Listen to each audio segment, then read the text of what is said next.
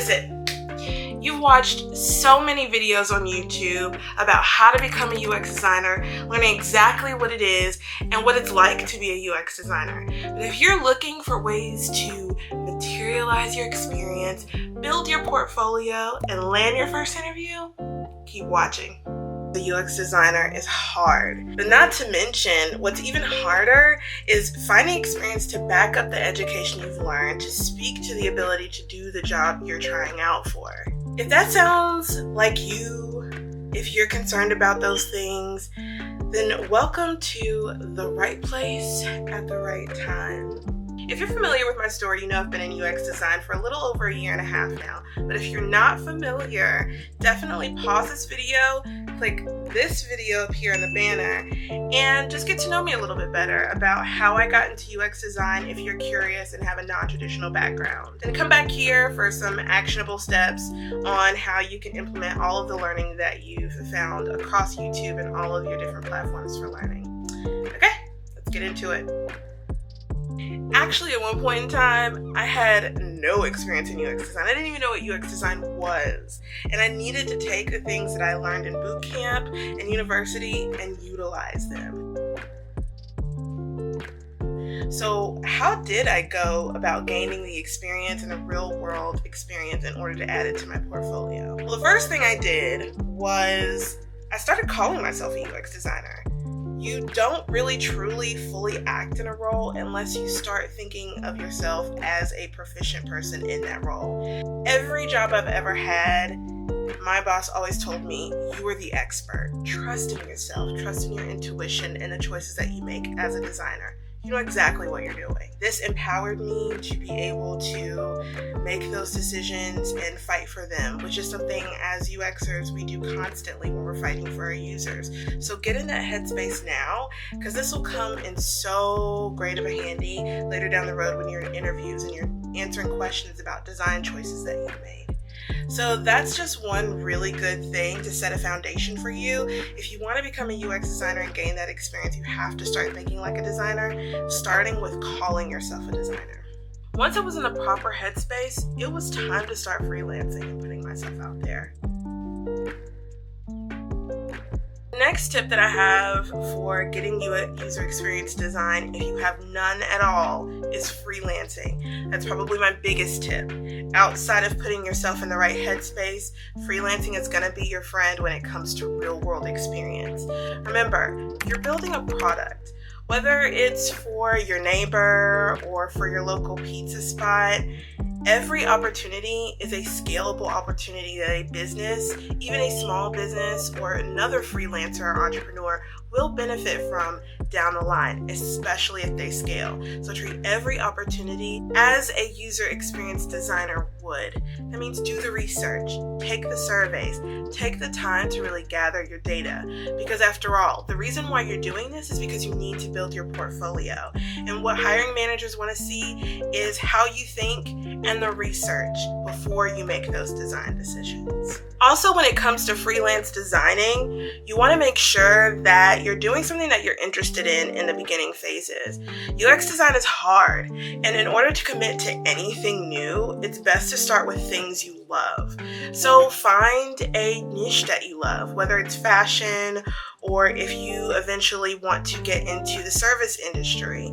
Find out some tools or products that are out there and critique them. Start thinking like a designer. What are some pain points? What are your pain points about some of your favorite applications? And solve those problems.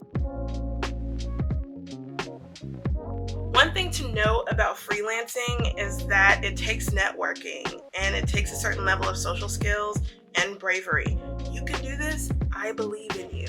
But if it's a little bit harder for you, I completely understand. That leads to my next tip.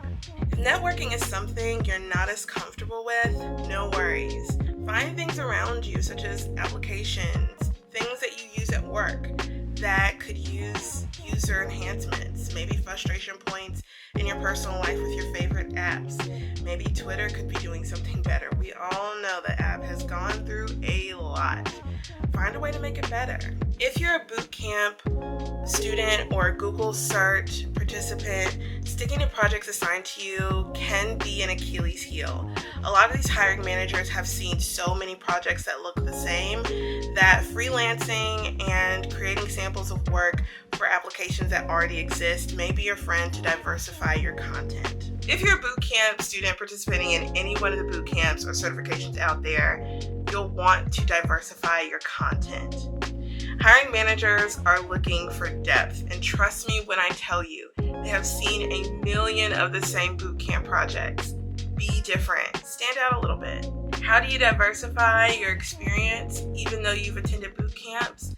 The best thing you can do is look within your own ecosystem of applications within your phone or applications such as software on your computer, and start thinking like a user who cares about their experience. How do you diversify your content when you've been attending these boot camps? Well, you're going to have to start from ground zero and start thinking as a user who cares about their experience. Start asking yourself questions such as, what frustrates me about this application? What do I love about this application? Find small problems and solve those isolated issues. Remember, UX design is 75% research and 25% design.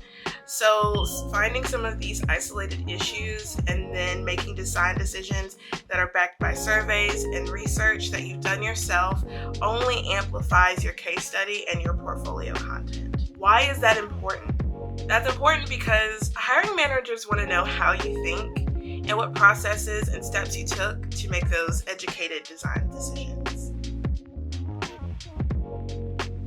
The next strategy in building your experience in UX design is designing a brand guide or a design system.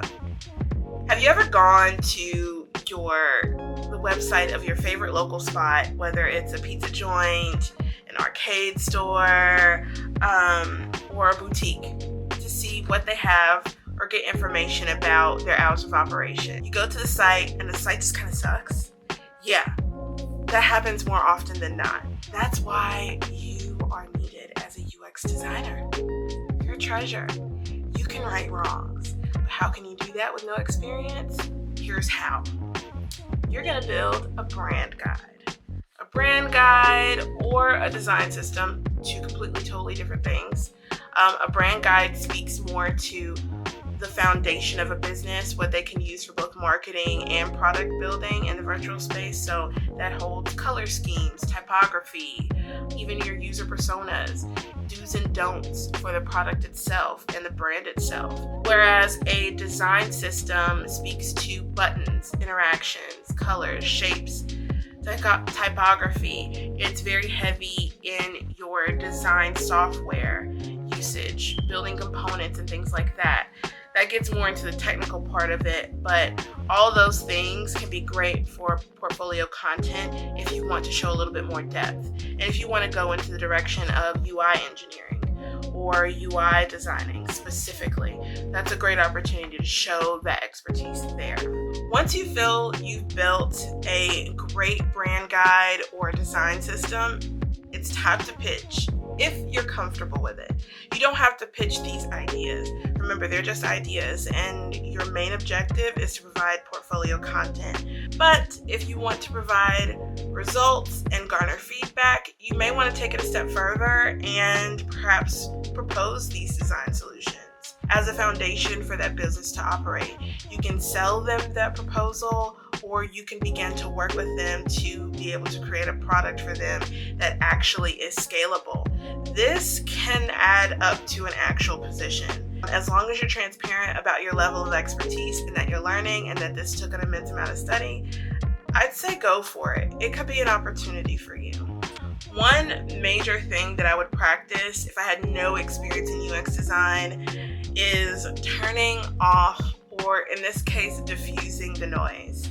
Sites such as Behance, Dribbble, Twitter, Instagram, where UX UI design content is overflowing, it can be a bit overwhelming. I'm not gonna lie. When I started in UX design, I was seeing everyone's app screens, and I was like, this is amazing. I don't know how I'm gonna be this good. Am I this good? And I started to question myself. So I had to turn down the noise.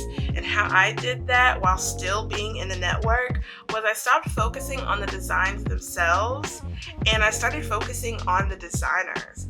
I would network with them, ask them questions about their journey and about the project that they're currently working on. The thing that I love about Behance, though, is that you can watch live projects, so you can watch people actually create their projects and maybe even talk back to them, give them feedback. That's another great tool when you're doing these projects that I mentioned before, is that if you want feedback from other experienced designers, have your portfolio projects on Behance as live things that people can actually give feedback to. They'll give you kudos for great jobs done, and that's really what you want to focus on when you're using these sites. You don't want to focus so much on looking at the designs only. You want to focus on the designers and learning from them. That'll help diffuse through all of the data that you take in and be able to give you your own design eye and really give you a strong foundation for your confidence. Whew. Okay, so that was a lot. That was a whole lot that I just threw at you. UX design is not easy, but it's not impossible. It's really possible to be great and passionate as long as you're in the driver's seat. That's the biggest takeaway from this. Act like a designer, be confident, and know that you're in the driver's seat and there's nothing that won't stop you. But if you're having problem managing time, managing tasks to accomplish these projects, definitely check out this video here for my Pomodoro method, or not my Pomodoro method, it's not mine, but I do talk about it, and how you can crush these goals and these portfolio projects so that you can be ready for your next interview. Check this one out.